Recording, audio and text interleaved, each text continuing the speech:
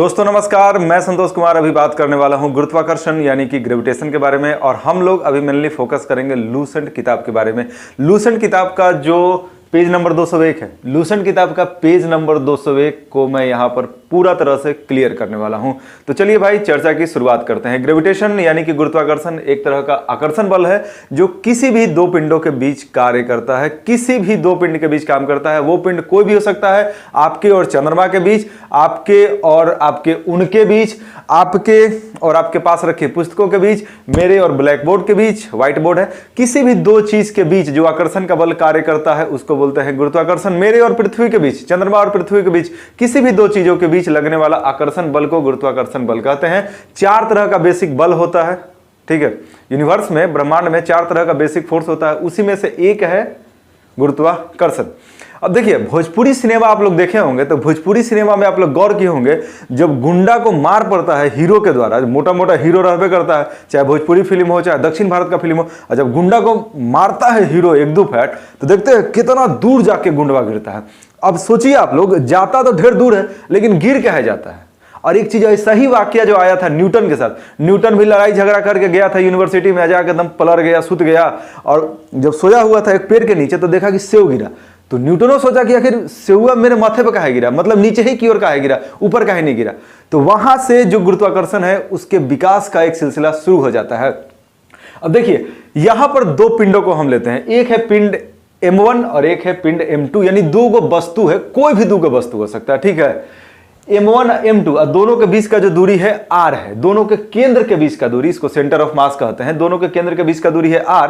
अब तो दोनों के बीच जो फोर्स लगेगा जिसको गुरुत्वाकर्षण बल कहते हैं उसका मान कितना होगा, F बराबर G M1 M2 by R square. Capital G है इस फॉर्मूला में, ध्यान दीजिएगा, कैपिटल G का मान कितना होता है 6.67 गुने 10 के पावर -11 न्यूटन मीटर स्क्वायर पर केजी स्क्वायर, ठीक है। ये कैपिटल G का फॉर्मूला है, पूछ देगा कैपिटल G क्या होता है, तो एक गुरुत्वाकर्षण नियतांक है, ग्रेविटेशनल कांस्टेंट है। इसका वैल्यू हर जगह पूरे यूनिवर्स में कांस्टेंट ही होता है।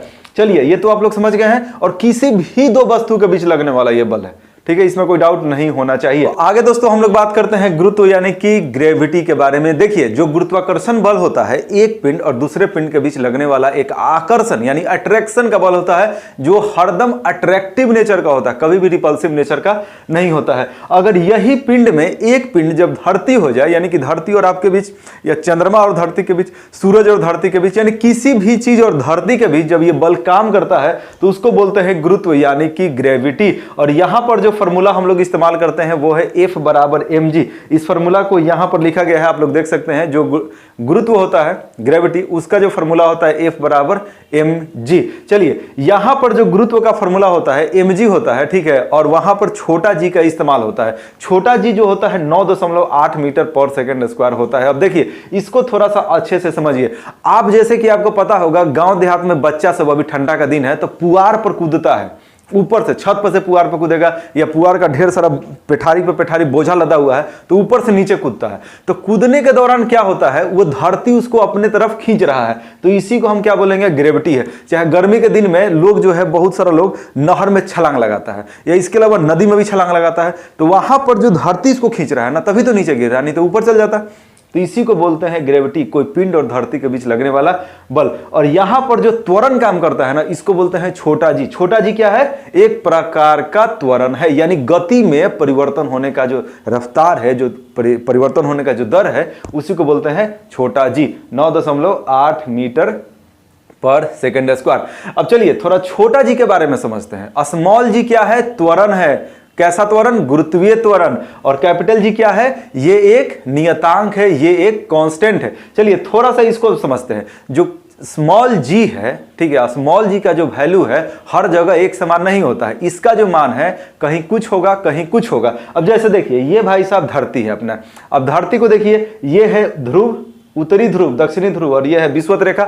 विषुवत रेखा पर जो इसका मान है एकदम न्यूनतम होता है, जबकि उत्तरी ध्रुव और दक्षिणी ध्रुव पर इसका जो मान है अधिकतम होता है। अब कहिए कि सर थोड़ा याद करने में दिक्कत होगा, तो देखिए सबसे पहले ये समझिए कि mg को थोड़ा सा समझिए आप। mg होता क्या है, mg क्या है, mg एक तरह का बल है, ठीक है। mg कैसा बल है, mg एक तरह का बल है। जब आप धरती पर हैं, अभी हैं, तो आपको लगता है कि मेरा कुछ वजन है, ठीक है, आप महसूस करते हैं। लेकिन आपको एक एग्जाम्पल देते हैं। जब आप लिफ्ट में ऊपर की तरफ जाते हैं या लिफ्ट में नीचे की तरफ आते हैं तो वहां पर दूसरे तरह का फीलिंग होगा। या तो आपका वजन लगेगा कि एकदम भारी हो गया, चाहे हल्का हो गया। चाहे एक चीज और हम बोलेंगे, आप छत पर से कभी बचपन में कूदे होंगे पुआर उआर पर, तो देखे होंगे कि जब कूदने के दौरान जो रास्तवा में जब हवा में रहता है आपका बॉडी, उस समय लगता है कि आप वेटलेस हो गए, यानी आपका भार एकदम लगता है कि जीरो हो गया।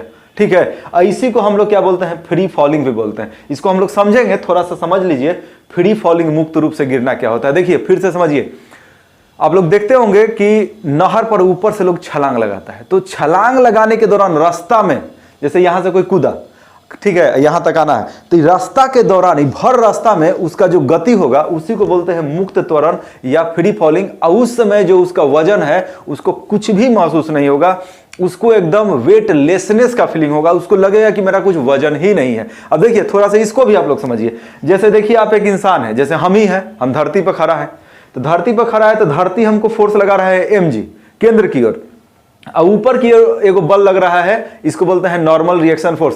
तो हम लोग जो अपना वजन फील करते हैं ना कि हाँ भाई मेरा लग रहा है कि हम मोटा है, भारी है, पतला है, मेरा कुछ वजन है, तो ये नॉर्मल रिएक्शन के कारण ही होता है। जब धरती के सतह के कांटेक्ट में हम लोग रहते हैं, ठीक है, तब फील होता है। लेकिन जैसे ही हम लोग हवा में रहते हैं, जब कूदने के दौरान हवा में लटके हुए रहेंगे हम लोग, तो उस समय कोई फीलिंग नहीं होगा, क्योंकि हमारा जो कांटेक्ट है कहीं रहता ही नहीं है। तो इसलिए उस समय हमको फील होता है कि मेरा जो वेट है mg वो जीरो है। चलिए ठीक है, समझ गए।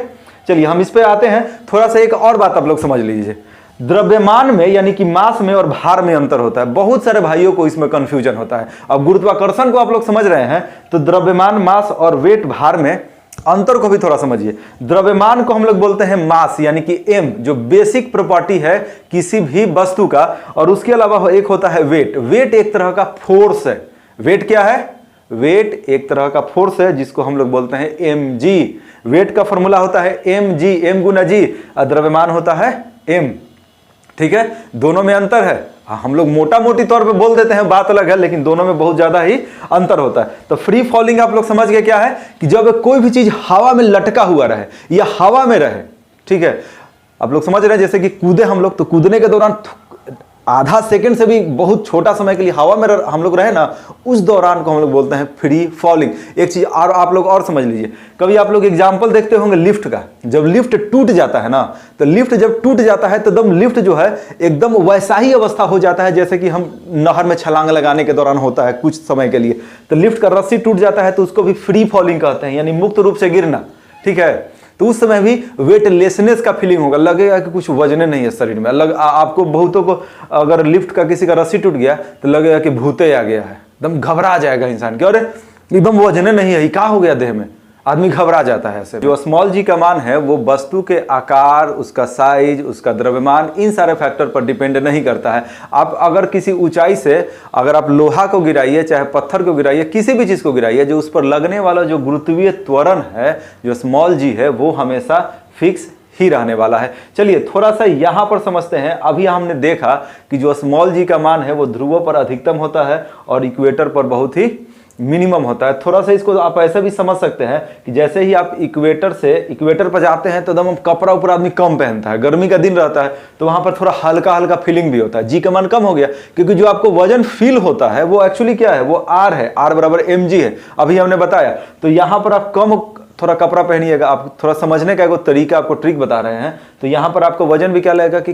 कम है। यहाँ पर जाइएगा तो ध्रुवीय प्रदेश एकदम ठंडा ठंडा, भारी भरकम, एक जैकेट, 2 जैकेट, 10 गो जैकेट पहने हुए रहिएगा, तो यहाँ पर ऐसे भी आपको भारी भारी लगेगा। तो जो महसूस होता है ना, ठीक है, उसको mg कहते हैं, नॉर्मल रिएक्शन बराबर mg। तो यहाँ पर क्या होगा, वो मैक्सिमम होता है जी का मान, स्मॉल जी का मान। थोड़ा सा यहाँ पर समझिए, अब जो धरती जो कि अपना घूम रहा है, अब धरती के घूमने का जो रफ्तार है उस पर स्मॉल जी का मान विपरीत तरीके से उस पर डिपेंड करता है। अगर इसके स्पीड को बढ़ा दिया जाए तो जो जी का मान है वो घटने लगेगा, और इसके स्पीड को अगर घटा दिया जाए तो जो जी का मान है वो बढ़ना शुरू कर देगा। तो चलिए दोस्तों, हम थोड़ा सा यहाँ पर समझते हैं लिफ्ट के केस में। लिफ्ट के केस में होता क्या है, मान लिया कि एक लिफ्ट है, लिफ्ट ऊपर की ओर जा रहा है या लिफ्ट नीचे की ओर आ सकता है। तो देखिए लिफ्ट के केस में वजन का घटना बढ़ना नहीं होता है, वजन यानी द्रव्यमान का घटना बढ़ना नहीं होता है, जो होता है वो वेट का घटना बढ़ना होता है। इसमें बहुतों को कंफ्यूजन है, तो उस कंफ्यूजन को आप लोग दूर कर ले। वेट होता है mg और जो द्रव्यमान यानी कि वजन होता है m। देखिए लिफ्ट के केस में आप जैसे ही ऊपर की तरफ जाते हैं तो ऊपर की तरफ जाने के समय क्या होता है, वजन लगता है ना कि भारी भारी हो गया, लगता है कि देहवा कोई पकड़ लिया है, एकदम भारीपन टाइप का फील होने लगता है। और जब वही लिफ्ट के समय आप जब लिफ्ट नीचे की ओर आता है तो लगता है कि हल्का टाइप का देहिया हो गया है, ठीक है। और जब ऊपर जाते हैं तो लगता है एकदम भारी भारी टाइप का देह हो गया है। और जब लिफ्ट पर नीचे आता है ना तो लगता है कि हाँ थोड़ा सा हल्का हल्का लग रहा है जी। तो ये होता है लिफ्ट के केस में। लेकिन वो कब होता है, जब लिफ्ट में त्वरण हो। आप लोग ध्यान देंगे, लिफ्ट के केस में आपका जो भार है, नॉट वजन, भार में कमी या बेसी होगा, ज्यादा होगा या कमी होगा, वो कब होगा, जब लिफ्ट में त्वरण होगा तब, ठीक है। त्वरण यानी कि जिसको हम लोग स्मॉल a से दिखाते हैं। अगर यही सवाल रहे कि लिफ्ट एक समान वेग से ऊपर नीचे जाएगा यानी उसका स्पीड एकदम फिक्स रहे, त्वरण का मतलब क्या होता है कि स्पीड में परिवर्तन। अगर स्पीड में परिवर्तन होगा ऊपर या नीचे जाने के दौरान तब ही उसका भार में परिवर्तन होगा। लेकिन जब वो एक समान वेग से ऊपर जाएगा या एक समान वेग से नीचे आएगा तो उसका जो भार है वो कोई परिवर्तन उसमें नहीं होगा, वो एकदम का फिक्स रहेगा। तो अभी तक हम लोगों ने देखा कि गुरुत्वाकर्षण क्या है, ग्रेविटी क्या है, लिफ्ट का केस देखा, धरती के स्पीड से जुड़ा हुआ बात देखा, इसके अलावा फ्री फॉलिंग यानी कि जो मुक्त रूप से गिरना क्या होता है उसको देखा। थोड़ा सा भाइयों यहां पर बात करने वाले हैं कि केपलर का नियम क्या होता है। देखिए केपलर के नियम को समझना है ना तो आप थाना को एक एग्जाम्पल समझिए। थाना है और जो चोर बदमाश होता है जब थाना के पास से गुजरता है ना तो भाग देखा भागता है, एकदम तेजी से भागता है जब थाना के पास से गुजरता है। और वही जब दूर से जाएगा ना तो एकदम सिगरेट पीते हुए और गुटखा खाते हुए जाएगा, जब दूर से जाएगा तब। लेकिन जब थाना के नजदीक से जब चोर बदमाश गुजरता है ना तो फटाक देखा भागता है। अब देखिए केपलर का नियम से इसका क्या संबंध है, जरा यहां पर देखिए। ये है अपना सूर्य और ग्रह उसका चक्कर लगाता है। 8 गो ग्रह है ना भाई, 8 गो ग्रह है, प्लूटो तो अब ग्रह रहा नहीं, तो 8 ग्रह चक्कर लगाता है। लेकिन जो चक्कर है वृत्तीय पथ पर नहीं लगाता है, ये इलिप्टिकल पथ पर लगाता है, यानी दीर्घ वृत्तीय पथ पर, अंडाकार रास्ते पर लगाता है। इसका मतलब यह हुआ कि जो दूरी है सूरज और ग्रह के बीच ये घटते बढ़ते रहेगा, कभी यहां देखिए घट जाएगा, यहां पर कभी बढ़ जाएगा। तो आप देखिए चोर बदमाश वाला एग्जाम्पल समझिए। सूरज हो गया थाना और जो ग्रह हो गया ये है चोर बदमाश। जैसे ही इसका दूरी घटता है ना तो स्पीड को बढ़ा देगा। जिसे देखिए यहां पर दूरी क्या है, यहां पर दूरी कम है तो कम दूरी पर जब रहेगा ग्रह तो तेज रफ्तार से भागेगा, और जैसे ही दूरी यहां आएगा ना तो उसका रफ्तार जो है वो घट जाएगा। समझिए केपलर का ये पहला नियम है। केपलर का एक सबसे महत्वपूर्ण नियम को समझिए, T² directly proportional to RQ। T क्या है, टी है टाइम पीरियड, यानी एक चक्कर मारने पर ये जो इलिप्टिकल पाथ है, ठीक है, ये जो इलिप्टिकल पाथ है दीर्घवृत्तीय पाथ, वृत्तीय नहीं है, सर्कुलर नहीं है, यहां पर एक चक्कर मारने में कि जिस ग्रह को जितना समय लगता है उसको कहते हैं टी। तो ये किस पर डिपेंड करता है, ये डिपेंड करता है कि कितना दूरी पर ये सूरज से स्थित है ये ग्रह, ठीक है। तो इसको याद रख लीजिएगा, ये एग्जामिनेशन में डायरेक्ट पूछता है, ऑनलाइन एग्जामिनेशन में बहुत ही इंपॉर्टेंट क्वेश्चन है। T² directly proportional to RQ। तो ये हो गया केपलर भाई साहब का नियम।